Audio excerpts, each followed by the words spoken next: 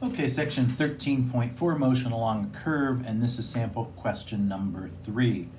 Given this space curve, this one is very similar to a helix, except in the z direction it moves exponentially instead of linearly. So this will be a helix that starts with lazy close-packed curves that get further and further and further apart, okay? We want to find the same 4 things. We want to find the velocity and acceleration vectors, and then we want to find the 2 components of the acceleration in the tangential and normal directions. Okay, so Vt given Rt is just going to be the first derivative. So it'll be negative sine t, cosine t, and e to the t. And the acceleration vector is just going to be the derivative of that one, which is going to be negative cosine of t, negative sine of t, and e to the t. In one respect, it's nice having the exponential there because, of course, it never changes derivative. Of course, when we start to find magnitudes, it's not going to be quite so pleasant having it there. Matter of fact, this one is much more complex for that reason. So there's the answer to the first 2 questions. The remaining 2 questions are going to be a little bit more challenging. I know I'm going to need the speed and the square of the speed, so let's go ahead and find those. First, the speed. This is going to be sine squared plus cosine squared, which is going to make 1. But this is going to be e to the 2t. So the speed is going to be the square root of e to the 2t plus 1. And then finally the velocity squared, which we're going to need for the normal component. That's just going to be this guy without the radical. So it's e to the 2t plus 1. Okay. In order to find the AT, all I need is the derivative of the speed. Now, of course, the speed itself is an exponential function, which is under the radical, so that's not too hard to take the derivative of. So I know AT is going to be equal to the derivative of the speed. And of course, taking the derivative of this with respect to t, I'm going to treat it as an exponential function. That is, I'm going to move the radical to an exponent, so it will be 1/2 of e to the 2t plus 1 to the negative 1/2, and then we'll use the power or the chain rule. The derivative of what's inside is 2e to the 2t, so 2e to the 2t, and of course the 2 and the 1/2 cancel, so I'll end up with e to the 2t divided by e to the 2t plus 1, and all of that to the 1/2 power. So that will be the tangential component of the acceleration. That is, as this guy moves around in its circular paths upward at increasing distance between the coils, we're going to experience this acceleration along the curve. You can definitely see in this case it's not 0, because in order for the particle to move up in the end, it's going to have to be going faster and faster and faster and faster, and that's exactly what's going to happen. The numerator will grow much, much faster than the denominator, and this guy's going to be moving at a pretty good clip, okay? Okay, the normal component then is going to involve us first having to find the curvature. So the curvature is going to be r prime crossed with r double prime. We want the magnitude of that divided by the magnitude of the speed, or the speed itself cubed. We've already got that, so all we want to worry about now is working out this numerator. So that's going to be v cross a, and we've got those vectors. So I, negative j, k.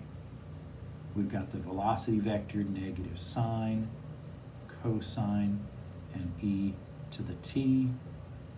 And we've got the acceleration vector, negative cosine, negative sine, and e to the t.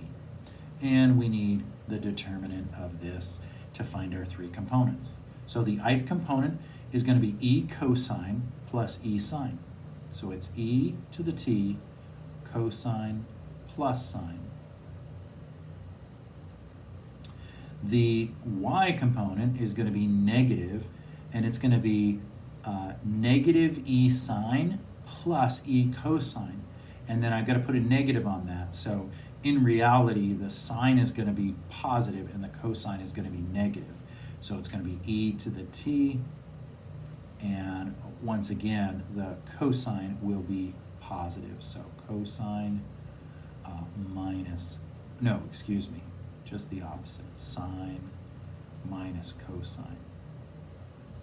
And then finally, the third component is going to be sine squared plus cosine squared. That's just going to be 1.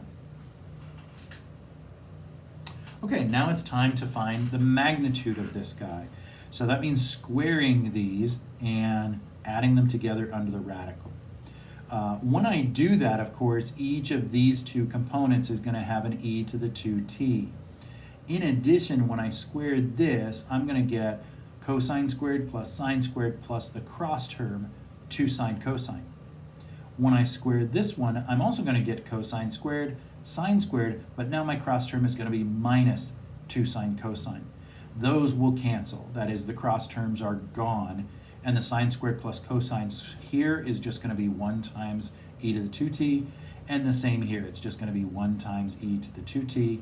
So we're basically going to get 2e to the 2t plus 1.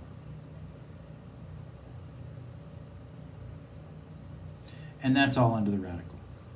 I know it seems like a mess, but in reality, these differences in signs make this magnitude work out to be quite nice. So v cross a's magnitude is just that. That's the numerator. Square root of 2e to the 2t plus 1. Okay, the denominator then is just going to be the cube of the speed. And of course, we had the speed right over here, so the cube of it is going to be e to the 2t plus 1 to the 3 halves.